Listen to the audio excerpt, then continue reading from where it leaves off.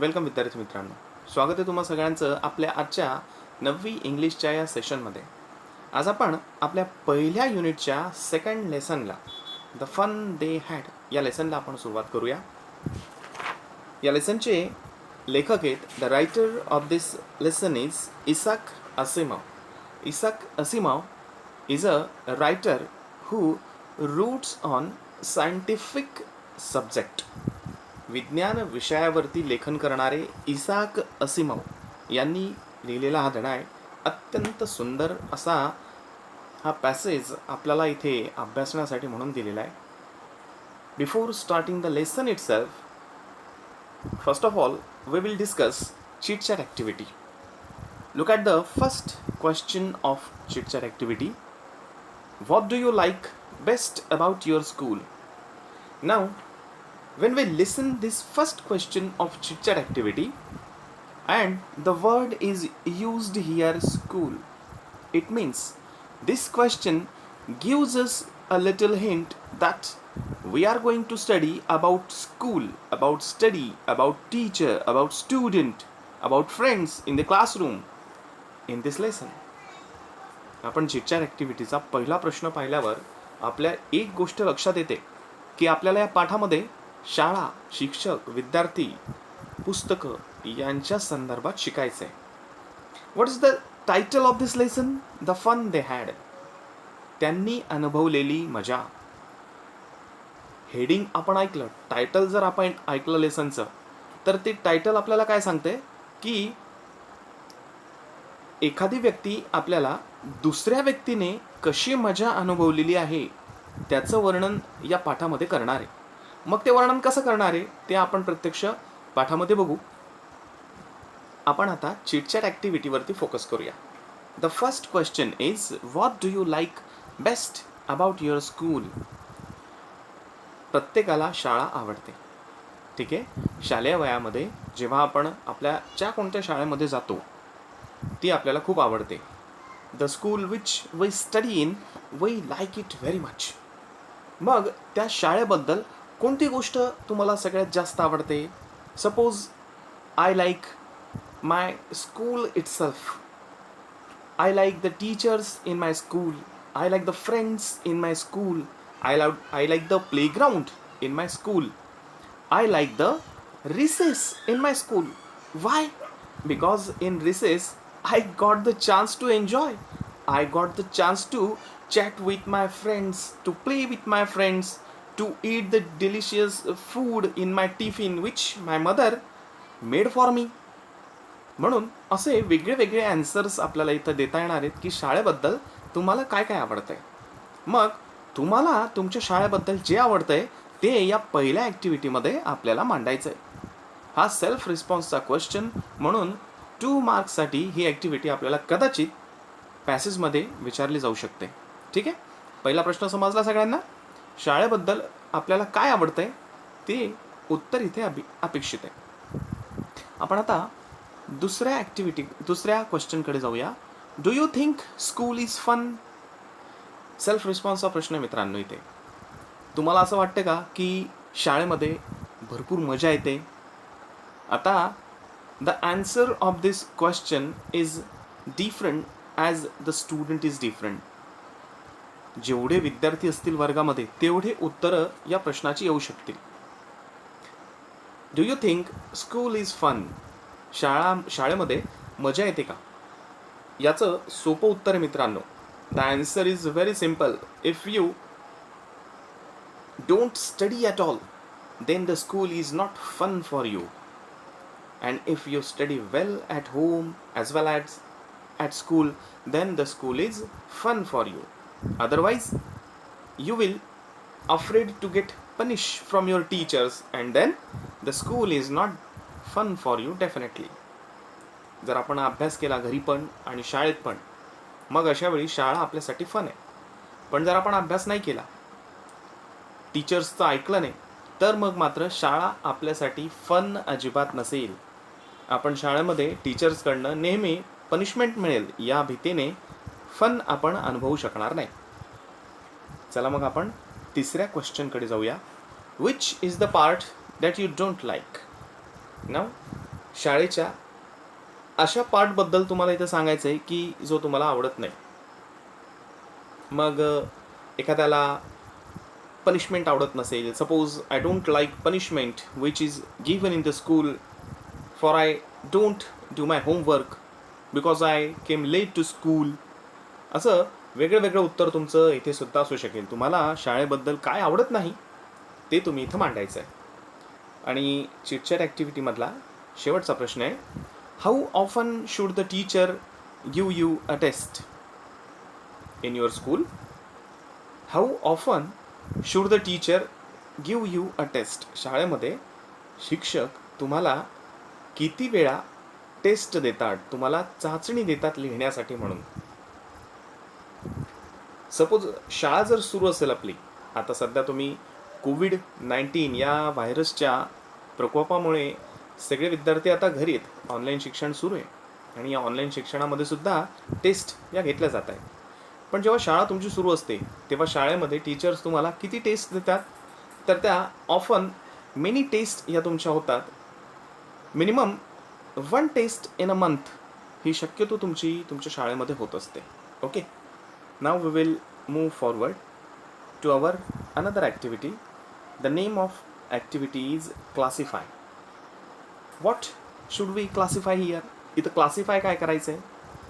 प्रश्न नीट ऐका. The question is, listen carefully and write each word in the appropriate column. आता मित्रांनो, इथे 3 कॉलमचा एक टेबल दिलेला आहे. 1, 2 आणि 3. इथे काय करायचं आहे? Some words are given here. काही शब्द आपल्याला इथे दिलेले आहेत आणि त्या शब्दांचं क्लासिफिकेशन आपल्याला कशात करायचं आहे? एन्शंट, मॉडर्न आणि फ्युचरिस्टिक. आणि हे सगळे शब्द जे इथे दिलेले आहेत, दे ऑल आर नाउन्स. सगळे शब्द हे पार्ट्स ऑफ द स्पीचच्या कोणत्या कॅटेगरीमध्ये मोडताय तिथले? They are all nouns. सगळे नाउन्स आपल्याला दिलेले आहेत, वस्तूंची नाव आहेत. ठीक आहे. आणि त्या वस्तू एन्शंट म्हणजे प्राचीन काळात निर्माण झाल्या की मॉडर्न सध्या आपण ज्या काळात वावरतोय त्या काळात त्यांचा शोध लागला, की त्या फ्युचरिस्टिक आहेत, त्यांचा अजून शोध लागलेला नाही आहे, त्या कल्पनेमध्ये. अशी मांडणी अशा 3 कॉलममध्ये हे सगळे शब्द जे आहेत ना ते आपल्याला क्लासिफाय करायचे आहेत. मग आधी आपण वर्ड्स बघू की वर्ड्स कोणते दिलेले आहेत. ठीक आहे. I will first of all read all the words one by one. Okay, and then after reading those words we will classify these words in 3 columns. Okay, now look at the first word, bicycle. Second, wheels, bullock cart, tar roads, ships, computers, floppy disk, audio video cassettes, telephone, books, vacuum cleaners, bullet trains, robots, horse drawn carriage, spaceship, television, windmills, earth movers, brushes, mobile phones, notebooks, ball pens, water on tap, school, flying cars, टांगा. मित्रांनो, हा जो शब्द आहे ना हा spell mistake आहे. टोंगा असा शब्द झाला आहे तो. Please read this word as टांगा.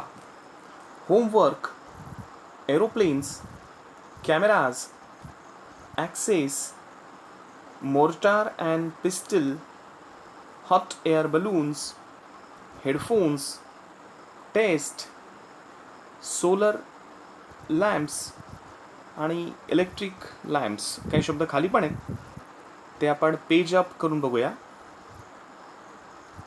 Okay,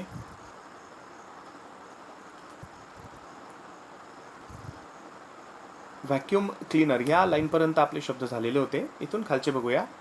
umbrellas, earthen stoves, fans, geography, ball pens, water on tap, electric lamps, air conditioners, microbiology, solar lamps, electric lamps, candles आणि grammar. Okay, these are the several words and we have to classify these words into three columns, whether they are ancient, whether they are modern, or whether they are futuristic. Now we will see one by one. Okay,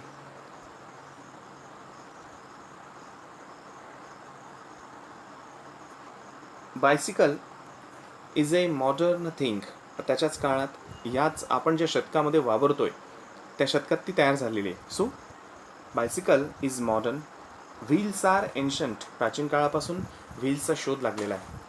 bullock carts, बैलगाडी, दिस is also ancient. प्राचीन काळापासून या bullock कार्टचा वापर होतोय. टार roads, टार roads म्हणजे डांबरी रस्ते, हायवेज ज्यापासून तयार होतात, डांबरी रोड, ते टार रोड्स. टार रोड्स आर मॉडर्न, ते आताच्या काळात तयार झालेले. Ships are ancient. प्राचीन काळापासून शिप्स अस्तित्वात आहेत. Computers are modern. Floppy disk are modern.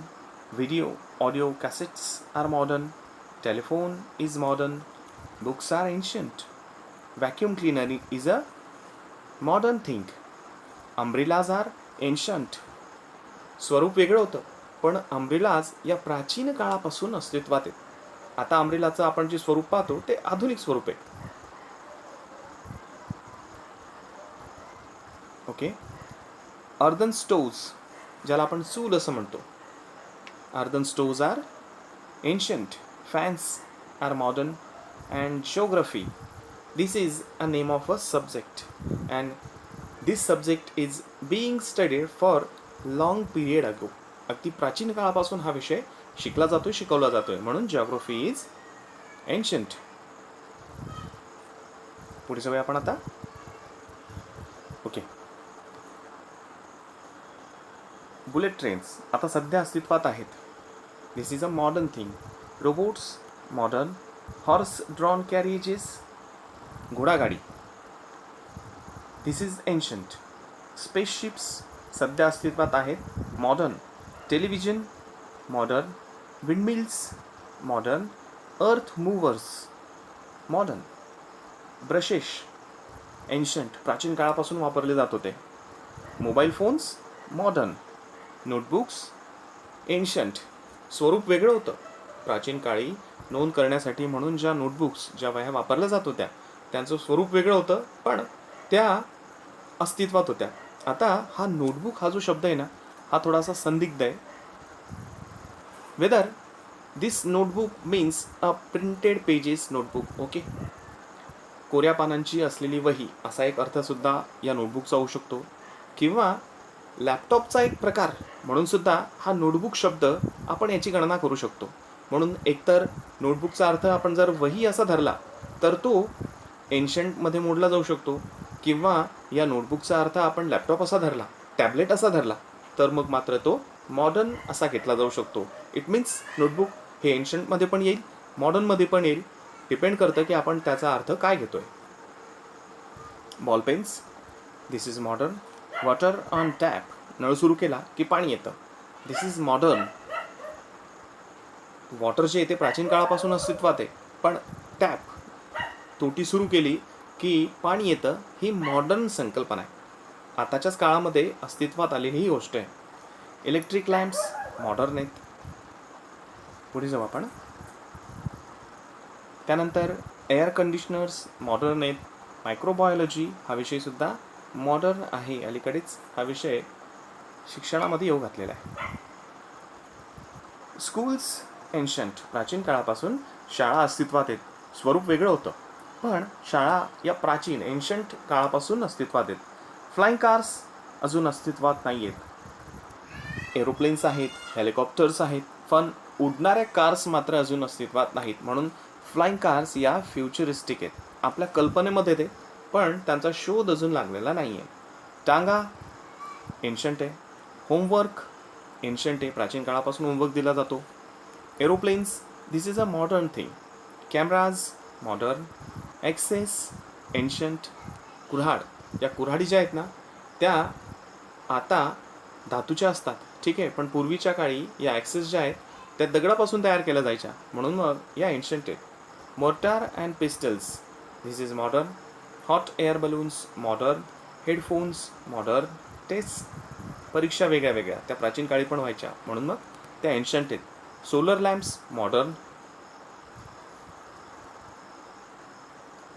Electric lamps हे पण मॉडर्न आहे. कॅन्डल्स एन्शंट आहेत आणि ग्रामर एन्शंट आहे. कोणत्याही भाषेला ग्रामर हे असतं आणि भाषा या प्राचीन काळापासून अस्तित्वात आहेत आणि म्हणून भाषेसोबतच ग्रामरसुद्धा एन्शंट काळापासून अस्तित्वात आहे असं आपल्याला म्हणता येईल. ही मजेदार ॲक्टिव्हिटी होती मित्रांनो, ही इथे झालेली आहे. तुम्ही एक काम करायचं आहे की ही जी ॲक्टिव्हिटी आपण आता इथे सोडवलेली आहे ही आजच्या सेशनचा स्वाध्याय म्हणून वहीमध्ये घरी सोडवायची आहे. पुढे जाऊ आपण आता. आपली पुढची ॲक्टिव्हिटी आहे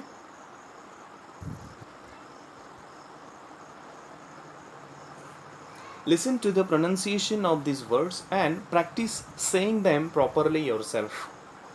इथे 1 2 3 4 5 6 7 वर्ड्स दिलेले आहेत आणि या 7 शब्दांचा आपल्याला उच्चार करायचा आहे, ठीक आहे. Listen carefully. The first word is grandfather. Second is geography. Third is satisfactory. Fourth is superior. Next is pronouncing. Next is betcha. Now look at the meaning of this word.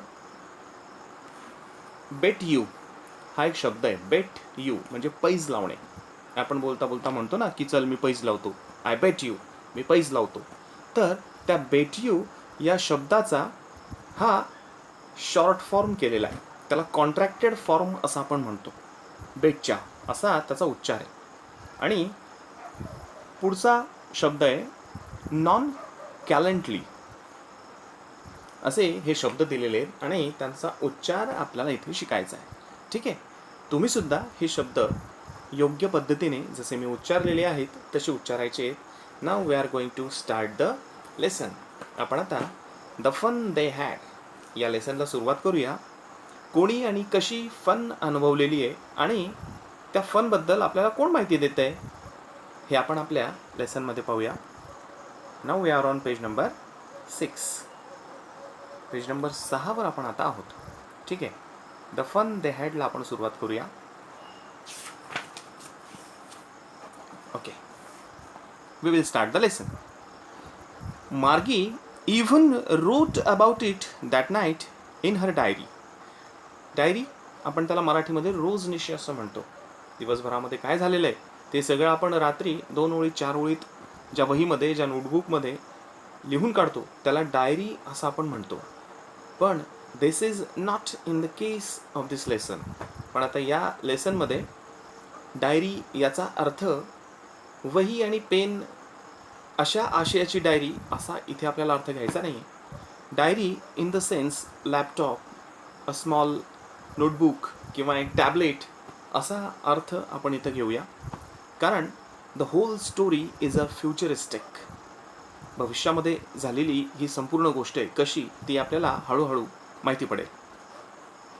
मार्गी even wrote about it that night in her diary. मार्गीने त्या घटनेबद्दल रात्री तिच्या डायरीमध्ये त्याची नोंद केली. On the page headed 17 May 2157. तो दिवस कोणता होता ज्या दिवशी मार्गीने त्या घटनेची नोंद तिच्या डायरीमध्ये केली? तो दिवस होता 17 मे 1957. आणि आता आपण कोणत्या काळात आहोत? आता आपण काळात आहोत 2021. म्हणजे आतापासून अनेक वर्षांच्या पुढची ही गोष्ट आपण आता इथे वाचतो आहोत, ठीक आहे. On the page headed 17 May 2157, she wrote, "Today Tommy found a real book." आज टॉमीला खरं पुस्तक सापडलं. आता इथे बुक या नाउनला रियल हे विशेषण दिलेलं आहे. का दिलेलं असेल बरं हे गेस करा. कारण मित्रांनो आपण ही जी गोष्ट बघतोय आपण हा जो मार्गीचा आणि टॉमीचा हा लेसन आपण जो अभ्यासतोय हा कोणत्या काळात घडलेला आहे? हा 17 मे 1957 ही तारीख आपल्याला इथे दिसते. This is a futuristic lesson. Okay. And when this Margie and Tommy are studying at that time books on printed pages are not available. पानावरती प्रिंट केलेली पुस्तकं या 1957 या काळामध्ये अस्तित्वात नाही आहेत. मग कोणती पुस्तकं ही वाचतायत? तर त्या कम्प्युटरमध्ये स्टोअर केलेली जी बुक्स आहेत ती स्टोअर केलेली बुक्स हे टॉमी आणि मार्गी हे वाचतायत. म्हणून इथे बुक या नाऊनला रियल हे विशेषण इथे दिलेलं आहे. याचा अर्थ आहे खरं खुरं पुस्तक. त्या दिवशी टॉमीला खरं खुरं पुस्तक सापडलं. कोणत्या दिवशी टॉमीला खरं खुरं पुस्तक सापडलं? 17 मे 2157 या दिवशी. ओके. आणि त्याची नोंद मग मार्गीने कशात करून ठेवली? तिच्या डायरीमध्ये करून ठेवली. आता हा जो पहिला पॅरेग्राफ आपण अभ्यासलेला इथे, या पहिल्या पॅरेग्राफवरती एक छोटासा क्वेश्चन आपल्याला इथे दिलेला आहे मित्रांनो. कोणता आहे तो क्वेश्चन? तो क्वेश्चन पाहू आपण. When does the story take place? ही गोष्ट केव्हा घडलेली आहे? मग ही गोष्ट घडलेली आहे 17 मे 1957 या दिवशी ही स्टोरी घडलेली आहे. या पहिल्या 3 ओळींवरतीच हा दुसरा एक प्रश्न आपल्याला इथं विचारलेला आहे. व्हॉट डज द मार्गी mean by a real book? मार्गी रिअल बुक म्हणते. मग रिअल बुकचा अर्थ काय इथे? The book printed on pages. आपण ज्या पुस्तकांवरती अभ्यास करतो मित्रांनो, त्या पुस्तकांना हे जे पुस्तक आहे the book printed on pages त्याला रिअल बुक असं म्हटलेलं आहे. ठीक आहे. आपण आता पुढे जाऊ. आपला दुसरा पॅसेज आपण बघू. Now in this second paragraph the description of that real book is given. त्याचे दुसरं बुक जे आहे ते नेमकं कुठे सापडलं, कोणाला सापडलं, त्याचं वर्णन इथं दिलेलं आहे ते आपण बघू. It was a very old book. ते पुस्तक कसं होतं? It was very old. ते जुनं पुस्तक होतं. मार्गीज ग्रँडफादर वन्स सेड दॅट. आता ते पुस्तक नेमकं कोणी कोणाला दिलेलं होतं त्याचं उत्तर या पुढच्या 4 ओळींमध्ये दिलेलं आहे. इथून त्या उत्तराला सुरुवात होते. कोणी कोणाला दिलेलं होतं ते पुस्तक? मार्गी सांगते आपल्याला. Margie is telling us that Margie's grandfather once said that when he was a little boy his grandfather told him that there was a time when all stories were printed on paper. Now Margie is giving us more information about the book. त्या printed book बद्दल मार्गी अधिक माहिती देते. ती काय म्हणते की तिच्या आजोबांनी तिला एकदा सांगितलं होतं की जेव्हा ते स्वतः लहान होते तेव्हा त्यांच्या आजोबांच्या काळामध्ये सगळे जे पुस्तकं असायचे ते सगळे कसे असायचे? एका पेपरवरती प्रिंटेड बुक्स असायचे. आणि हे मार्गे आणि टॉमी हे ज्या काळामध्ये आहेत त्या काळामध्ये बुक्स ऑन प्रिंटेड पेजेस नाहीत. बुक्स ऑन कम्प्युटर्स अवेलेबल आहेत. कम्प्युटरच्या मेमरीमध्ये सेव्ह असलेले बुक्स. म्हणून मग त्यांना त्या पुस्तकाचं थोडंसं नवल वाटतंय. दुसरा पॅरेग्राफ झाला आपला. आपण आता पुढे वळूया. They turn the pages. त्यांनी त्या पुस्तकाचे पेजेस जे आहेत ना ते पेजेस पलटवले. They turn the pages which were yellow and crinkly. Yellow ते पिवळे पडलेले होते, थोडेसे जीर्ण झालेले होते, दुमडलेले होते. क्रिंकली म्हणजे काय? दुमडलेले आणि जीर्ण झालेले. The pages of that book are crinkly and yellow. Why they are yellow and crinkly? Because that book is very old. ते पुस्तक खूपच जुनं होतं आणि म्हणून त्याचे पेजेस कसे झालेले होते? दुमडलेले होते, ते जीर्ण झालेले होते, ते पिवळे झालेले होते. And it was awfully funny to read words. Now to read book which is printed on pages. This is very funny. Awfully म्हणजे व्हेरी, खूप जास्त. या मार्गी आणि टॉमीला ते जे बुक प्रिंटेड ऑन पेज ते वाचायला त्यांना फनी वाटतंय. त्यांना का फनी वाटतंय? कारण त्यांना पुस्तकं कसे वाचायची सवय? त्यांना स्क्रीनवर पुस्तकं वाचायची सवय, की ज्यांना त्या पेजेस त्यांना ज्या पद्धतीने मित्रांनो मी आता हे वर्ड्स खालीवर करतोय, ठीक आहे ना, त्या पद्धतीने त्यांना सुद्धा ते वर्ड्स, हलणारे वर्ड्स वाचायची, स्क्रीनवर वाचायची सवय होती. पण पुस्तकाच्या पेजवरती ते जे शब्द असतात ते कसे असतात, ते स्थिर असतात. They don't move at all. आणि म्हणून मग इथे मार्गी म्हणते की it is very funny to read the words which are still and stable on the page of that book. Awfully funny to read words that stood still instead of moving the way they were supposed to. ज्या पद्धतीने Tommy आणि मार्गी आता सध्या त्यांची जी पुस्तकं वाचतायत 1957च्या काळामध्ये, books on computer, त्याला टेलिबुक असा शब्द वापरलेला आहे. टेलिबुक की कम्प्युटरच्या मेमरीमध्ये स्टोअर असलेले वर्ड्स की जे स्क्रीनवरती हलतात, खालीवर होतात, असे वर्ड्स त्यांना वाचायची सवय.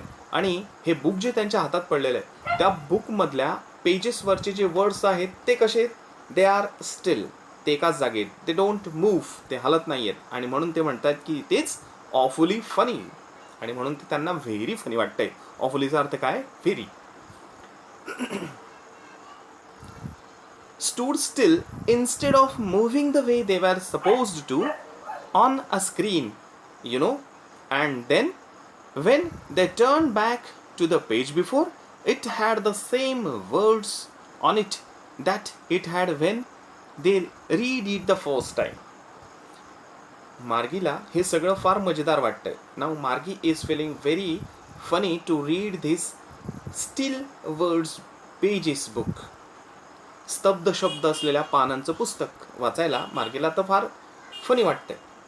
कारण पेज पलटवल्यानंतर पुन्हा मागच्या पेजवर आल्यानंतर ते शब्द तिथल्या तिथे त्याच जागेवर तिला दिसत आहेत. आणि हे सगळं मार्गीला कसं वाटतंय, व्हेरी फनी वाटतंय.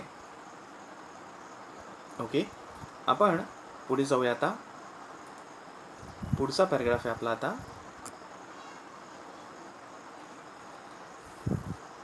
4. Gee, said Tommy. Now gee is a word which is used to express exclamation. त्याचा मराठीमध्ये आपण अर्थ घेऊ शकतो अरे रे. आश्चर्य दाखवण्यासाठी म्हणून वापरलेला हा शब्द आहे गी, की ज्याचा आपण मराठी अर्थ अरे रे असा घेऊ शकतो. Gee said Tommy, what a waste. तो कशाला वेस्ट म्हणतोय, तो त्या प्रिंटेड पेजेसला वेस्ट म्हणतोय. तो म्हणतो की ही खूप नासाडी आहे. वेस्ट म्हणजे काय, नासाडी. कशाची नासाडी, तर ते वर्ड जे आहेत ना ते पेजेसवरती प्रिंट केलेले आहेत आणि त्याच्यामुळे ते पुस्तक, ते पेज वाया जात आहे असं त्याला वाटतंय. कसं वाया जात आहे, when you are through with the book. Phrase ही, when we are through with the book. जेव्हा तुमचं पुस्तक पूर्ण वाचून होतंय, you just throw it away, तुम्ही त्याला फेकून देतायत. I guess our television screen must have had a million books on it and it is good for plenty more. I wouldn't throw it away. Now Tommy is saying that printing words on page is a total waste, because when you read it, then what you do, you just throw that book and the pages go waste. वाचून झाल्यानंतर आपण पुस्तक टाकून देतो आणि ती पानं काय होतात, पानं वाया जातात असं या टॉमीला वाटतंय. आणि त्याचं कंपॅरिझन तो कशाशी करतोय, त्याच्या टेलिव्हिजन स्क्रीनशी करतोय, की ज्याच्यावरती, त्या स्क्रीनवरती तो लाखो पुस्तकं स्टोअर करू शकतो. आणि ते वाचून झाल्यानंतर सुद्धा तो काय करतो, ते फेकून देत नाही. I wouldn't throw it away. वाचून झाल्यावर सुद्धा ती पुस्तकं तो स्टोअर करून ठेवतो. आता मार्गी त्याला उत्तर देते. 5वा पॅराग्राफ बघा. मार्गी काय म्हणते, मार्गी म्हणते सेम विथ माइन. माझं सुद्धा तसंच आहे. आता इथे मार्गी कोणत्या संदर्भाने म्हणते, कारण तिने सुद्धा बुक्स प्रिंटेड ऑन पेजेस तिने वाचलेले नाही आहेत. छापलेले पुस्तकं तिने वाचलेली नाही आहेत. तिने सुद्धा कोणते पुस्तकं वाचलेले आहेत, तिने टेलिबुक्स वाचलेले आहेत. तिने तिच्या कम्प्युटर स्क्रीनवरची पुस्तकं वाचलेले आहेत. शी was 11 and hadn't seen as many telebooks as Tommy had. He was 13. मार्गी किती वर्षाची आहे, 11. मार्गी 11 वर्षाची आहे. आणि टॉमी किती वर्षांचा आहे, 13. टॉमी 13 वर्षांचा आहे. आणि म्हणून येथे मार्गी म्हणते की टॉमीने जास्त पुस्तकं वाचलेली आहेत आणि तिने टॉमीपेक्षा कमी पुस्तकं वाचलेली आहेत. She said, where did you find it. Now Margie is asking question about that book, about that real book to Tommy. टॉमीला त्या खऱ्या खऱ्या पुस्तकाबद्दल आता मार्गी प्रश्न विचारते की हे पुस्तक तुला कुठं सापडलं. Tommy is अँसरिंग. टॉमी उत्तर देतोय, इन माय हाऊस, माझ्या घरात सापडलं. He pointed without looking because he was busy reading in the attic. मार्गीकडे न बघता तो उत्तर देतोय आणि just pointed at the attic. Attic म्हणजे घरातला माळा. त्या माळ्यावरती त्याला ते पुस्तक सापडलंय, म्हणून मार्गीकडे न बघता तो उत्तर देतोय की त्याला ते पुस्तक घरात माळ्यावरती सापडलंय. मार्गी परत त्याला क्वेश्चन विचारते, व्हॉट इज इट अबाउट? काय लिहिलंय त्या पुस्तकामध्ये, कोणत्या विषयावरती ते पुस्तक आहे? मग अरे लाईट गेली. टॉमी उत्तर देतो की the book is about school. थांबू विद्यार्थी मित्रांनो, आपण इथं आता we will continue this session in our next period. तुम्हाला आजच्या सेशनवरती मी एक छोटासा स्वाध्याय दिलेला आहे, तो स्वाध्याय तुम्ही पूर्ण करायचा आहे. ही जी ॲक्टिव्हिटी आहे पेज नंबर 5 वरची जी ॲक्टिव्हिटी आहे, क्लासिफिकेशनची जी ॲक्टिव्हिटी आहे, ही तुम्ही आजच्या स्वाध्यायामध्ये सोडवायची आहे. आपण आपल्या पुढच्या सेशनमध्ये भेटूया.